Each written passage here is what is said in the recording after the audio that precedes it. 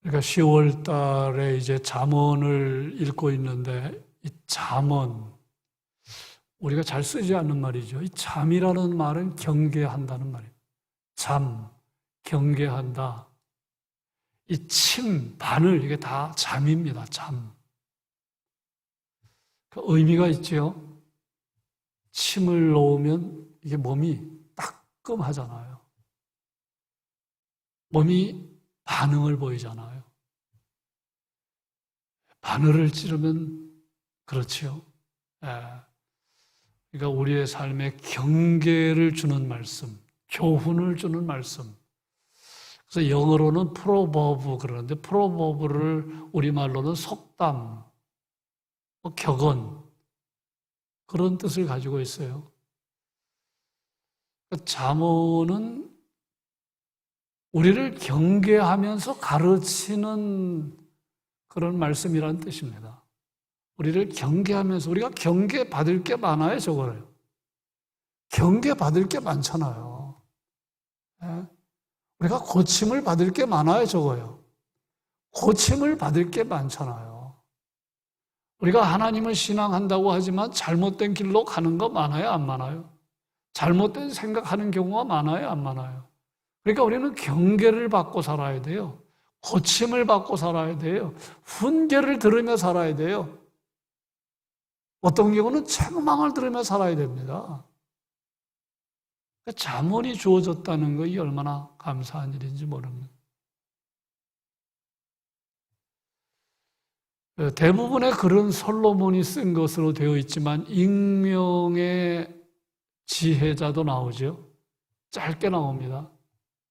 22장에 짧게, 24장에 짧게. 대부분은 솔로몬이 쓴 글로 알려져 있어요. 솔로몬의 지혜는 출중했던 것으로 소문났지요. 외국의 스바 여왕이 찾아올 정도로. 그리고 30장은 아굴이라는 사람, 아굴이 쓴 잠언이고 31장은 르무엘 왕이 전한 잠언인데 어머니에게 들은 훈계를 소개하는 내용입니다. 르무엘 왕이 솔로몬과 같은 인물이라고 보는 사람도 있고 실존했던 인물은 아니었다고 보는 경우도 있지만 어쨌든 르무엘 왕이 어머니에게서 받은 잠언을 소개하는 내용이 31장, 30장은 아굴이 전하는 잠언, 22장, 24장 잠깐 익명의 지혜자가 쓴 잠언, 대부분은 솔로몬이 쓴 잠언입니다. 잠언을 우리가 보면은 1장부터 9장과 10장부터 31장, 제 옛날 생각이 나는데요. 우리 한 달이 31일이잖아요. 길면. 그래서 가정에서 오늘이 며칠이냐? 오늘이 10월 4일이잖아요. 그러니까 4일은 잠언 4장을 읽습니다. 오늘이 며칠이냐? 오늘이 10일이다. 그러면 오늘은 10일 잠언을 우리 딸들, 두 딸들, 우리 제 아내 이렇게 돌아가면서 읽으면서 마음에 와닿은 게 뭐냐? 그걸 한번 얘기해봐라. 왜 마음에 와닿았느냐? 그렇게 가정 예배를 드린 기억이 나요. 네. 그럼 하루에 한 장씩 읽으면 잠언은 1년이면 12번 읽습니다. 31장으로 되어 있으니까. 어쨌든 우리가 잠언을 가까이 하는 게 중요한데 1장부터 9장은요. 1장부터 9장은 내 아들아 그렇게 시작합니다. 내 아들아 솔로몬이 내 아들아 그렇게 시작하고 하라 하지 마라의 내용입니다. 하라 하지 마라 그런 식으로 교훈하는 내용이야. 이런 건 해라. 이런 거 하지 말라.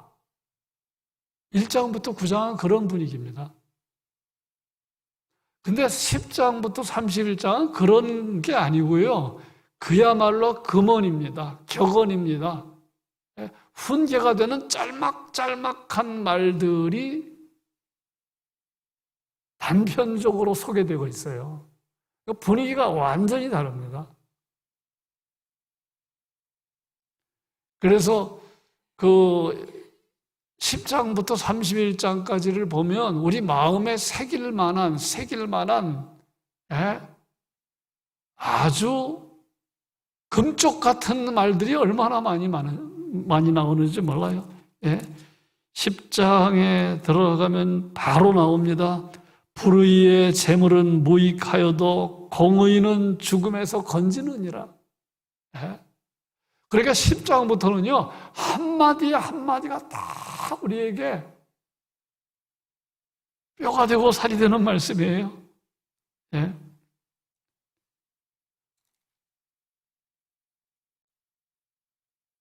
의인의 머리에는 복이 임하나 악인의 입은 독을 머금었느니라. 마음은 미움은 다툼을 일으켜도 사랑은 모든 허물을 가리느니라. 이런 식으로. 그래서 금쪽 같은 말씀들, 금언입니다. 그런 말씀들로 10장부터는 이어지고 1장부터 9장까지는 솔로몬이 내 아들아 그러면서 훈계하는 내용인데 뭐 해라 하지 말라 하는 내용이 거의 대부분을 이룹니다. 물론 중간에 아닌 것도 있습니다만 대개는 그렇습니다. 그렇게 이해하고 잠언을 읽으면 퍽 도움이 될 것 같은데 우선 1장부터 9장까지 보면 우리가 분위기가 좋잖아요. 아버지가 아들에게 내 아들아 아주 애정이 잔뜩 묻어있는 느낌으로 아버지가 아들에게 주는 말씀이기 때문에 아주 뭔가 분위기가 좋습니다. 그래서 1장부터 9장을 대하면서 반성이 되는 거예요. 우리 가정에서는 과연 자녀에게 주는 교훈이 있는가? 솔로몬은 내 아들아 그러면서 이런저런 수없이 많은 교훈들을 하고 있었는데 다시 말하면 솔로몬은 아들에게 단순히 육체적인 아버지가 아니라 영적인 스승 역할을 했다는 거예요. 믿음의 가장 역할을 했는데 오늘 우리의 가정은 그런가 하는 거예요. 우리 사랑하는 아버지들, 사랑하는 어머니들, 가정에서 영적인 스승 역할 합니까? 옛날에 하셨어요? 지금도 하십니까? 그래서 우리 잠언서를 대하면 우리가 반성하게 되는 겁니다. 믿음의 아버지들, 믿음의 어머니들은 뭔가 좀 달라야 하잖아요. 세상의 부모들과 달라야 되잖아요. 영적인 아버지, 영적인 어머니 역할을 하고 있다는 거예요. 영적인 스승 역할을 하고 있다는 거예요. 근데 오늘 많은 아버지들, 어머니들이 어떻게 합니까? 그냥 경제적인 부양하는데 급급한 경우가 많잖아요. 그래서 잠언서를 대하면 일단 반성부터 됩니다. 제가 여러 번 이야기했는데 돌아가신 저희 아버지로부터 제가 받은 말씀이 생각나는 게 없어요. 이게 참 아쉽잖아요.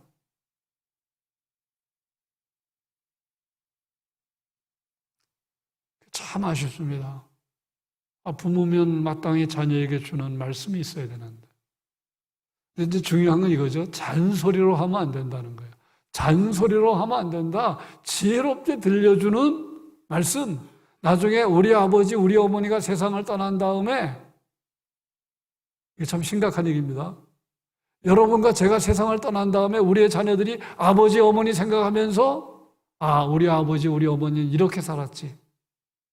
이런 교훈을 우리에게 남겼지. 이런 유훈을 우리에게 남겼지 하는 무엇인가 있어야 되지 않겠습니까? 근데 솔로몬은 엄청나게 남긴 거예요.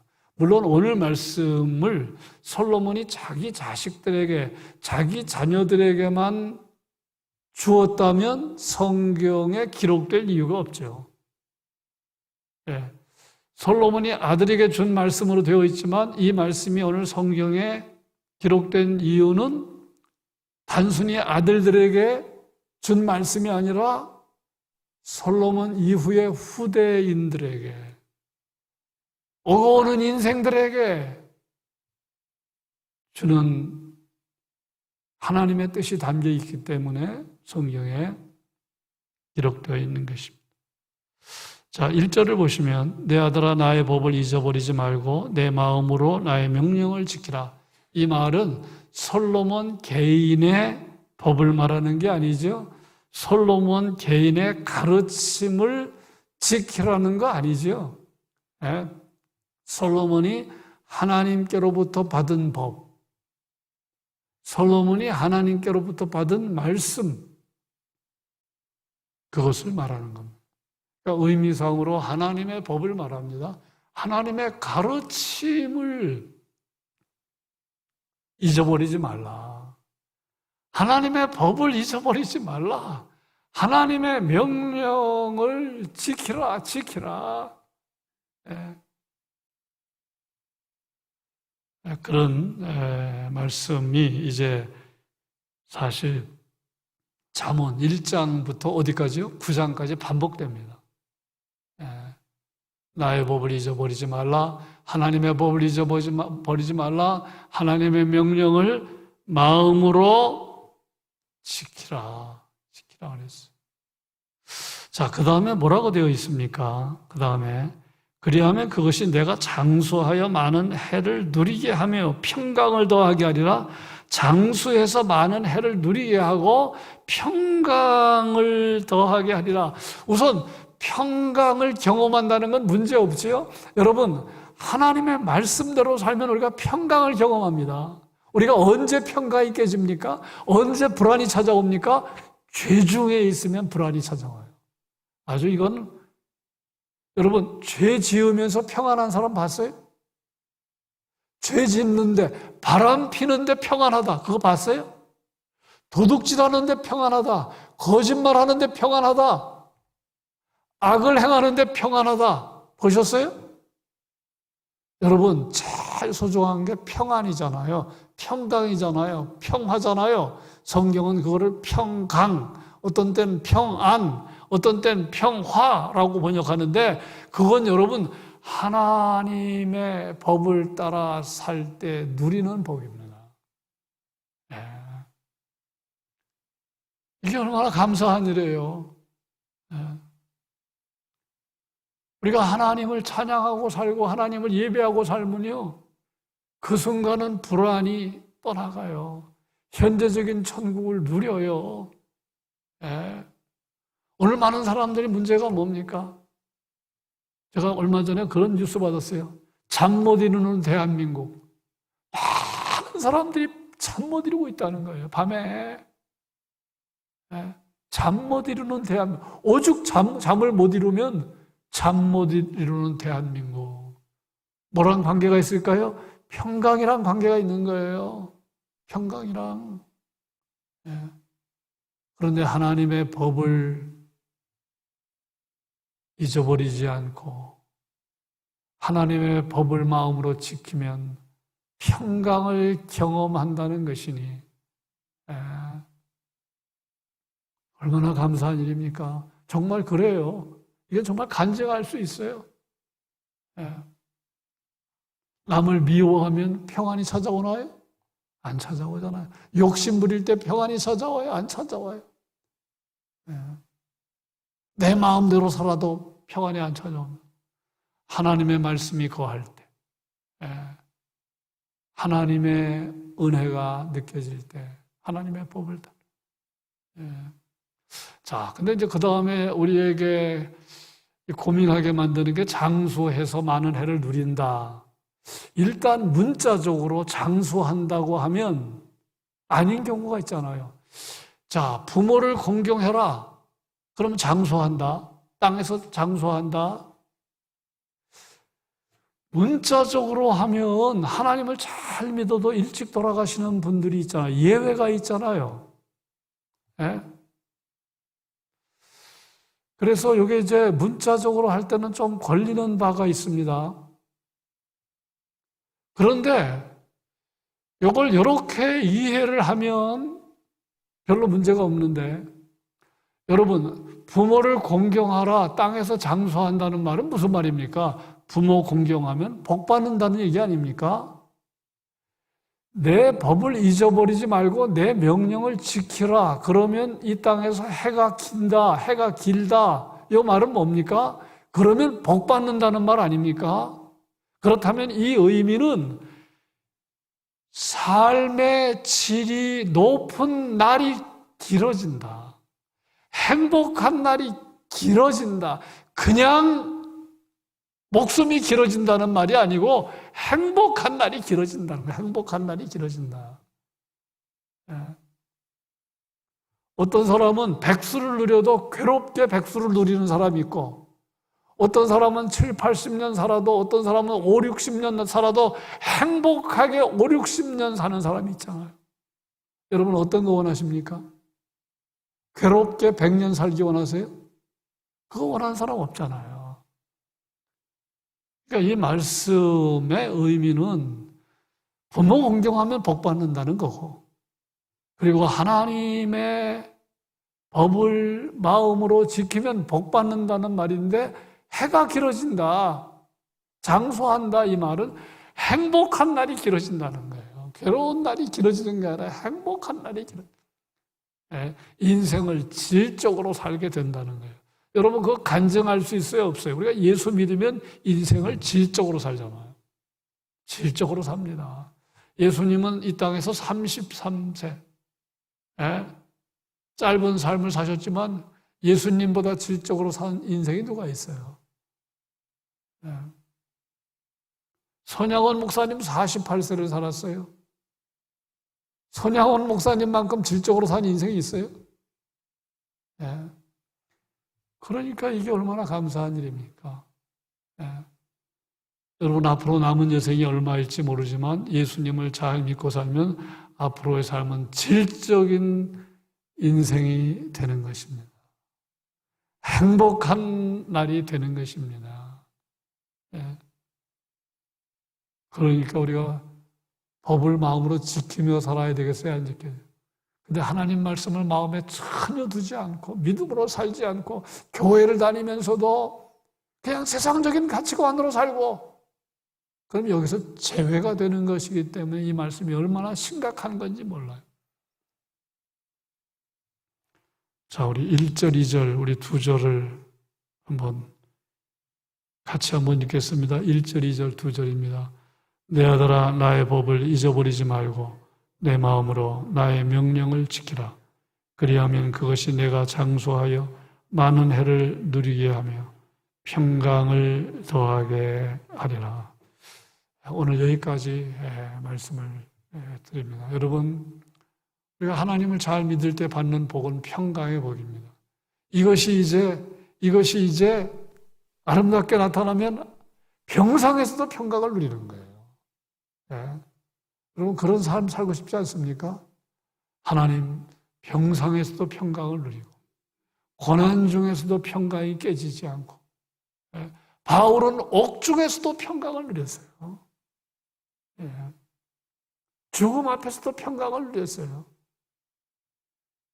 한 줄 기도문입니다.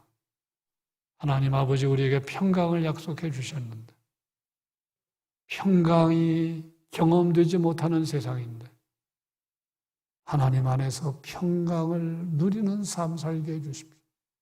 평강을 누림이 크게 해주십시오. 앞으로의 여생은 질적인 삶이 되게 해주십시오. 질적인 삶이 길어지게 해주십시오. 우리 가정에서 솔로몬이 자녀에게 신앙의 스승이 되었던 것처럼 하나님 우리의 가정도 그런 모습이 있게 하여 주십시오.